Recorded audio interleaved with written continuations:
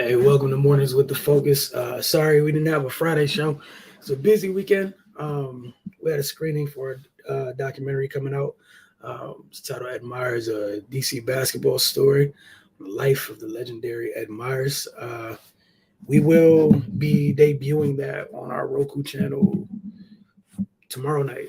Tuesday night by 8 p.m. And then also at 8. What we'll do here is we'll stream it on these channels right here that you guys are either tuned in to or we'll be checking out a little bit later in the day. But happy to be back this morning. Told you guys, I think we talked about it last Thursday night on the draft show that the first thing we'll do this week is to just recap the draft, talk about it. Want to get you guys' thoughts on it. I'm going to just run through all 58 picks. Wherever you guys want to stop and have a conversation, you guys know what to do. All that has to be done is for you guys to hit the comment section. It's really just that simple. Just a reminder what Mornings with the Focus is all about. Open discussion. Use the comment sections to dictate where the conversation goes. I usually have a few pre-scripted topics and whatnot. And then after that, it's on you guys. We get in there and we discuss whatever it is that you guys want to do. Talk about within the realm of sports. Once again, feel free. Don't be shy. Hit up the comment section. Fire away. So I guess where we'll start, we'll make this real easy, man. So easy. First round, right? I don't think anybody was shocked about the top 3 picks. It's just a matter of which order they went in. Orlando took Banchero first overall. And I'm not going to knock. I have nothing to say about either of the 3 teams. With the choices they made at the top of the draft. Chet Holmgren went next to the OKC Thunder. Houston took Jabari Smith. The Kings took Keegan Murray. The Pistons, we're going to talk about them quite a bit. I don't know if anybody tuned in on Thursday. I really struggled to get over how good a job the Pistons did on draft night.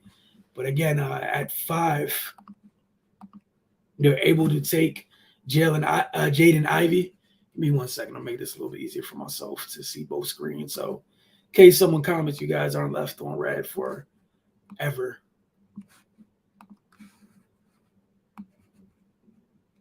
All right, there we go. Make this a little easier.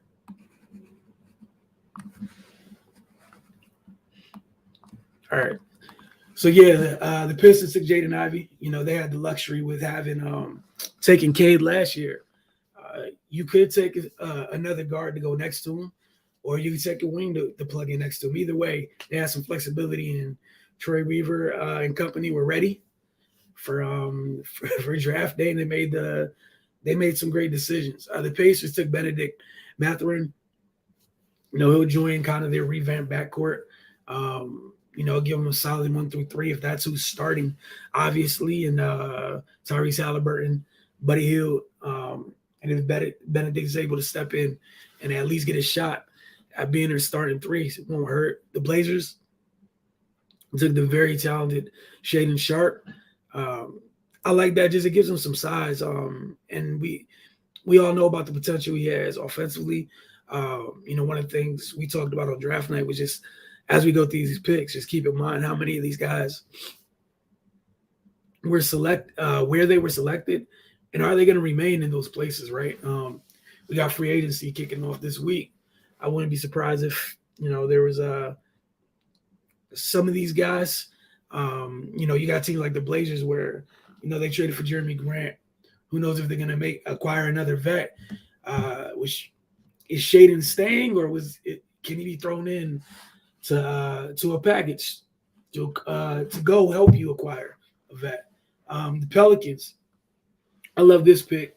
The deadline trade they made last year when they brought in CJ McCollum, we saw how they ended the year. They took Dyson Daniels. Flexibility, right? It's another rangy wing that they have, rangy guard they have that you could play in several different spots. What he does bring to the table, 6'8", and is a willing and capable defender. You have Herb Jones. You had Troy Murphy the second. Both those guys you got last year. You had Dyson Daniels to that bunch. We saw during the playoffs how important it was to have quality wings with size that can defend, and they have enough of them where you have good depth. It goes a long way. The Spurs take Jeremy Sochan. Just felt like a super Spurs pick, man. He should be able to plug in right away, fit right into that system, and contribute. We know we've seen DeJounte Murray's named in everything, but until he's moved, he's not until he's moved, but yeah, pretty much until he's moved, he's a San Antonio Spurs. He's a member of the San Antonio Spurs, and so it should be a very nice addition to their front court. The Wizards took Johnny Davis, and we talked about it a little bit last week. He should be fine.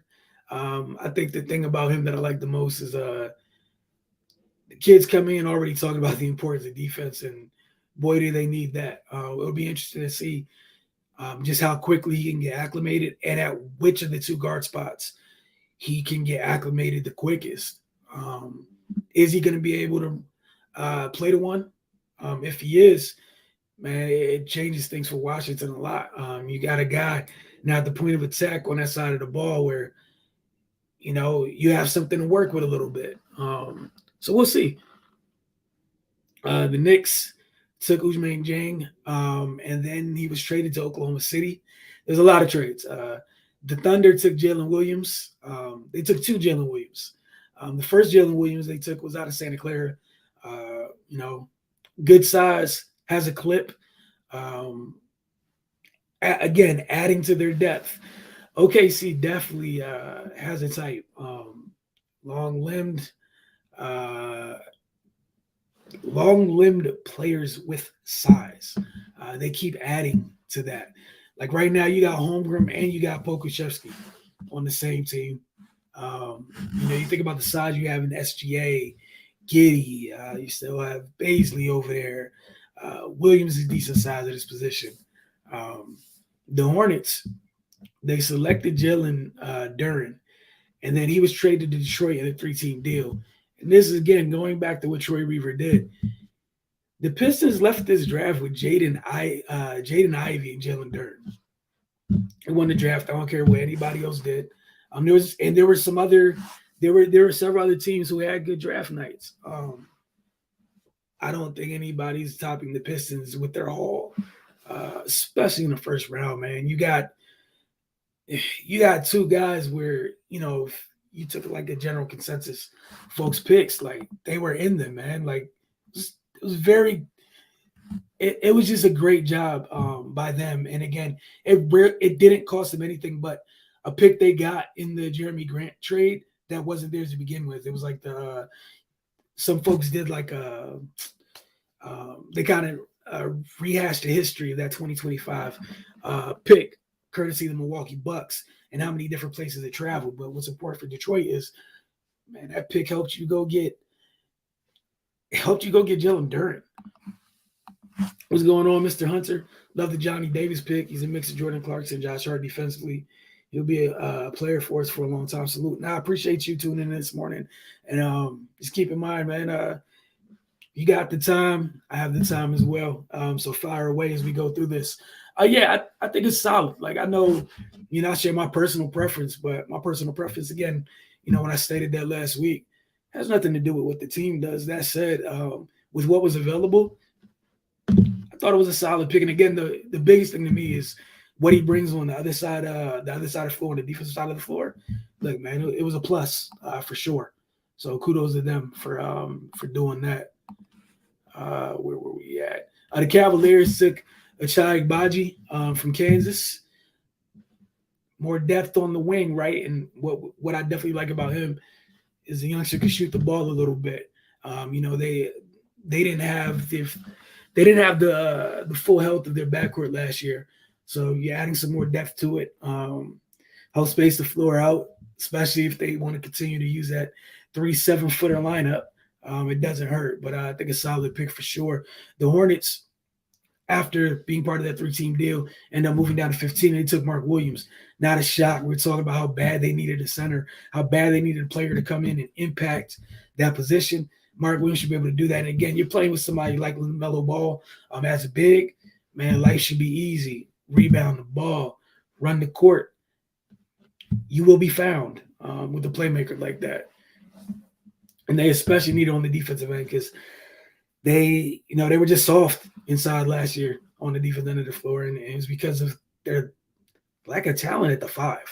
And after the folks that they had playing at 5, as talented as they were, as athletic as they were, they don't have great size on their roster. Just to keep that in mind. The Hawks took AJ Griffin from Duke. Interested in seeing what that combo with him, DeAndre Hunter, look like on the wing. As once AJ gets settled, definitely like that. The Rockets took Tyreese Martin. Again, depth, defense. It was a theme. The Bulls took Dale and Terry. Again, all about depth, man. I think that was a solid pick. Last year, the Bulls, they got to the postseason, had a good regular season, got to the postseason, but they weren't fully healthy, especially in their backcourt. Lonzo was out. Caruso got back late and still wasn't all the way healthy. Getting you some depth never hurt anybody. Timberwolves took Jake LaRavia, and he got traded to Memphis. Memphis had a really Memphis draft. They do a great job in the draft every year. The Spurs took Malachi Branham out of Ohio State. The Grizzlies drafted Walker Kessler, but he was traded to Minnesota, which I love. I think Cardell mentioned it on draft night as well. It's another footer, and he could do some of the banging that maybe Towns doesn't like that much. What it does open up is now you got a 2-footer. You got 2 footers in your lineup. If Walker's able to hit the ground running and secure that job, if he's playing next to Towns, somebody teams are gonna have to deal with Towns at the 4, which is huge.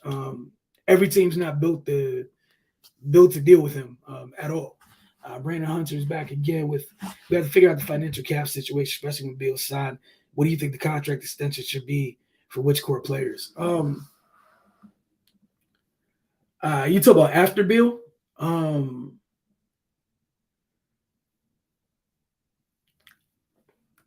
Once Bill signs, I like Kuzma, I really do. At least to me, what should be a priority is the guys that you drafted. Talk about, extension wise. Talk about Rui and Denny. That'll be up first because Kispert just got there. And then if you can still keep Kuzma on top of that, by all means, you do what you got to do. But that's where it is for me. I think if you're going to build, you want to take the steps in the right direction that good organizations take. If you're not moving those youngsters for another veteran piece or something of that nature, those should be your priority. Bring Bill back and if it's not a sign and trade, it's just he signs and he plans to be here. Then yeah, you got to figure, and that's part of the job of being a good GM. Organizations having some foresight. The priority is keeping those guys in the house. The last thing you want to do, and we've seen this multiple times over the years, whether they're the Bullets, the Wizards, whichever iteration of that organization, time and time again, they'll have players here. They're homegrown. They don't retain them, or they move them, and then they hit the ground running once they land somewhere else, they really start to flourish and become who folks thought they could be when they were drafted here. So again, that's just me personally. My priority would be after you get Bill locked in and he's here. It's not a sign of trade, but he's here. My priority is the guys that you brought in. I'm sorry, that you drafted, and then you can worry about other stuff. That's just me personally, though. I'm sorry, I skipped over the Nuggets taking Christian Braun at 21. I'm sorry, he was drafted before Walker Kessler. The Sixers took David Roddy, and he was traded to Memphis. Roddy looks like a Memphis Grizzly. They clearly have a tight. The Bucks took Marjon Beauchamp, G League Ignite. He has an amazing story. I urge everybody to check that out. But again, depth. We saw what they looked like without Chris Middleton and the other complementary pieces couldn't together, they couldn't replace his production. And I'm not saying that this young man can do it all by himself immediately, but he gives you something the other guys don't have in size, for sure, and the ability to defend. Grayson and Connaughton, they did what they could, but they're not exactly the biggest players with the most length or whatnot. But if the kid gets comfortable, you get you another possibly explosive piece off your bench, which is obviously a luxury, and on the very highest of upsides. It's somebody you can plug in next to Drew Holiday in between Drew and Chris. I mean, we'll see, but immediately just depth, man, depth. Spurs taking Blake Wesley again. Great depth. The Mavs took Wendell Moore, but he's traded to Minnesota. I like that. Keep adding to the wing. For the Wolves, the Heat took Nikola Jovic. Not Jokic, but Jovic. Very skilled 6'10" forward. Very skilled. Should be fun in Miami. You get him eventually in the front court with Bam. From a skill standpoint, it should put some pressure on opposing teams' defenses. The biggest thing is how he does on the other end of the floor. If he could do well enough to stay on the floor, he'll be fine. You just don't want it to be the Duncan Robinson type situation where what he brings offensively in terms of he can really help you, but it's hard to keep him on the floor because folks are attacking him and whatnot. I like the back-to-back picks, like the back-to-back picks of 27 and 28. You had the Heat taking Nikola Jovic. Then you had the Warriors taking Patrick Baldwin Jr. Had a severe ankle injury last year. Was one of the top recruits in the country coming out of high school. I was talking about the young man that went to the Spurs a little bit earlier. It was early too. I'm sorry. Jeremy Sochan going to the Spurs. So about his skill set just fitting what it is, the Spurs style of play. Patrick Baldwin Jr. 6'10", about 230. He fits what the Warriors do, man. And the luxury for them is, and for him as well, he doesn't have to come in and be the savior. Like none of their young guys have to. You have to come in and contribute. And we saw they're coming off a championship because they're able to, that veteran core and add some youth to it. And now that youth gets to they're expected to take another step, actually become part of their rotation this year. Then now this young group they took behind it takes their place in that, hey, can we fit in on the edges? Get in where they fit in. But from a skill set standpoint, him and Jovic, man, bring a lot to the table. So that's great for both of those franchises. The Grizzlies took Ty Washington Jr. He fell further than a lot of folks expected going into this. But he was traded to Houston, which should be fun. Houston has a lot of guards. A lot of young, talented, athletic guards. And Ty might be the guy that's the most suited to play the one there, which should make it easier, right, in terms of a pure fit.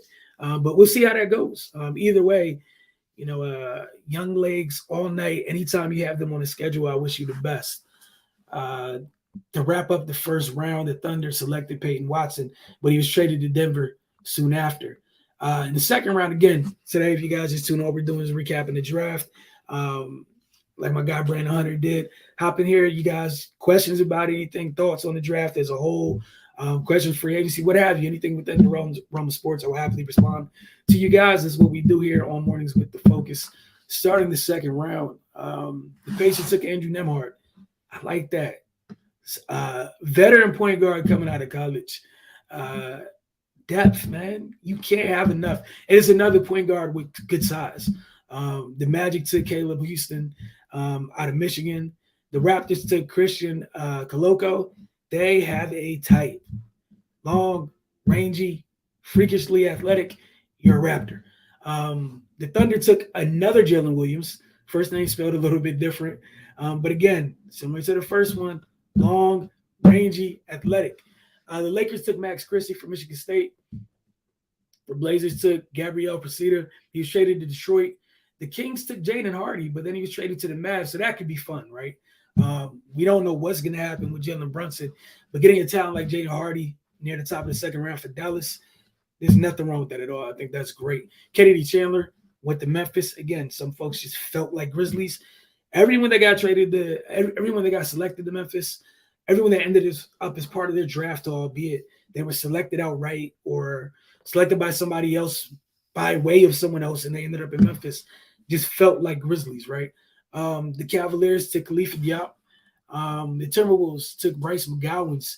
Then he was traded to Charlotte. The Pelicans selected E.J. Liddell, more depth on the wing. Knicks took Trevor Keels. Look, man, keep adding to that group. And we have no idea what they're going to end up doing in terms of moving folks. Clearly, they're trying to clear some space. So we'll see how that plays out. The rumor mills continue to turn as we get closer and closer to start of free agency. The Clippers took Moussa Diabate from Michigan. Athletic forward, an athletic big, should plug into their front court. I like the fit. I think we'll be fine there. It was just a really good fit, and I think it'll be good. It takes some time, but again, he's not coming in and being expected to take over the world or do anything crazy. Just come in and help, defend, protect the rim, run the floor. That's it. That's all you can be asked to do. The Hawks took Ryan Rollins, and he was traded to Golden State. From a Golden State perspective, Ryan Rollins about 6'3", 6'4", with the 6'9", 6'10" wingspan. So another guard, another player that gives him depth, and is somebody else that can create off the dribble for himself and others. Excuse me. But defensively, you heard what I said about the wingspan. It's a freakish wingspan for somebody of that size. And we'll see how that goes. The other thing with them is Joe Lacob continues to let everybody know, like, they have no issue spending money. They paid the Hawks to get that pick, and then it's going to cost them if this young man makes the roster. It's going to cost them a couple mil to, as far as the luxury tax goes.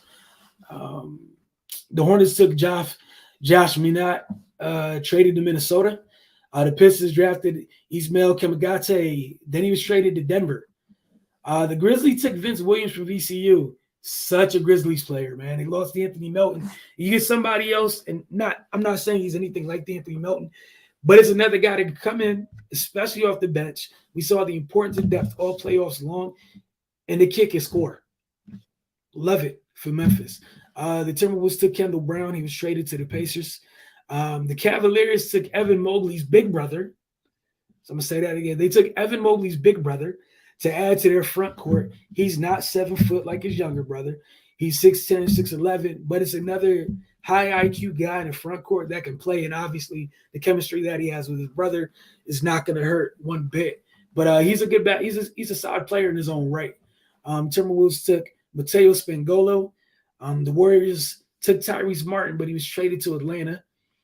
Tyreese Martin's one of those guys where I think he'll be in the league for a long time. I don't know how high the upside is, but for what he brings to the table and how it helps Atlanta, and like immediately, kid's 6'6", like 210, 215, freakishly athletic, a very good defender, high motor, and he's not going to get in the way. He knows how to play with ball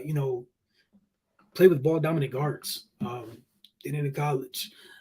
He knows how to fit in offensively, and he's solid. He can knock down an open shot. He can get to the basket, straight line drives. Just a solid player. But what I like is competitiveness, and they need help on the defensive side of the ball. So you see what they're doing. You got DeAndre Hunter. Was it AJ Griffin they took? You got Tyreese. These are bigger, physical wings that can defend. Whether they were acquired in the first or second round, definitely like it. The Pelicans took Carlo Mikovic. The Celtics took J.D. Davidson out of Alabama. Milwaukee and Miami. They got in a little bit of trouble. They forfeited their picks. The Wizards took Yannick Zosa afterwards. It's kind of a stash thing. Sorry, Wizards fans. I know this brings back some, memories to what it was like Isuf a couple years ago. And, the Warriors took Guy Santos. We'll see how that plays out for them. But they ended up with 3 draft picks this year. The Cavaliers took Luke Travers. The Blazers took Jabari Walker with the 57th pick, and the final pick of the draft was Hugo Benson by the Pacers, but that was traded to Milwaukee. Again, we got free agency coming this week, man. Looking forward to it. Man, I just can't wait to see what happens, honestly. There's so much noise out there right now. But noise is one thing. In terms of what actually happens, it's something totally different. And we'll see. We're going to end up seeing it quick. So about teams that got cap room, like outright without any moves that need to be made, we know Detroit, Indiana, Orlando, San Antonio they have good size cap room. Those are the guys immediately who can go into free agency and make runs at players. Excuse me, but like we were talking about the other day, there's like two tiers of free agency this year. You got outright free agency, like normal, like every year. Then you got the guys that you can open a section for guys on expirings, because you got your Bills, your Irvings, the Westbrooks of the world, where they got one more year left. You guys gonna do a sign and trade? Is somebody willing to take on some money, or somebody willing to go get one of those guys for the long term? Do they have the cap room to do so? And we're gonna see how that plays out. You got guys like those restricted. I could not think of the word restricted free agents. I'm so sorry. You got folks like DeAndre Ayton. No idea where he's going to end up. Miles Bridges. Because both those guys are, you got multiple guys that either their team doesn't want them anymore, Phoenix and Ayton, or the team doesn't have the cap space, doesn't have the requisite cap space to re-sign them. So a sign and trade almost has to be done for said team to get something for them, because you don't want to lose it for anything. So, I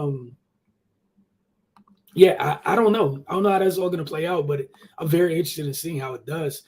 We saw Alonzo and DeMar in free agency get moved in that vein last year when Chicago did what they had, ended up doing what they had to do. And speaking of Chicago, you got Zach LaVine out there.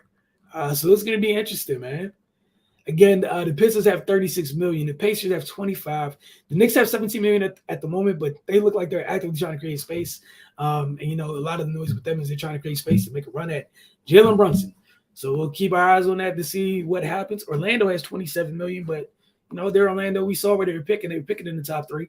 Matter of fact, they had the first overall pick. So I don't know. What they're going to end up doing. And they also have some young players that they've taken high, but I don't know if they're still if they're in the plans long terms, right? So we'll see how that goes. Spurs got $31 million. It'll be interesting. Then you got another group where they got a little bit of cap space, but they'll they have to. And it's pretty much by way of exceptions that they have. You got the mid-level, you got the biannual exception, you got the sort of Grizzlies have a little bit of room. The Grizzlies are what? They're 45 below the tax. The Timberwolves are 26 under the tax. The Wizards are 16 under the tax. And the Wizards have trade exceptions of 5.3 and 4 million apiece. The Kings are 36 under the tax.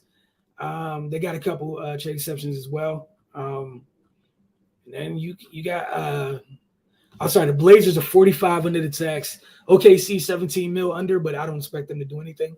And then the Raptors, which is very interesting. The Raptors, they are 36 under the tax, and OG Anunoby has been a name that's been brought up so many times over the past couple of weeks. So I don't know if he's going to be moved or not, but that's a young piece where I think that's a piece where, we're talking about the importance of having those types of wings. Like, he's everything you want in a wing right now. Why not? If you're a team that feels like a piece or two away, if you got the ability, the assets to go and acquire one, man, you do what you have to do immediately and you don't regret it. So we'll see what happens. But that's something we're looking forward to this week. Thank everybody for tuning in live this morning. And those of you that watch a little bit later, we'll be back tomorrow morning. You guys have a great day, and we'll see you guys soon.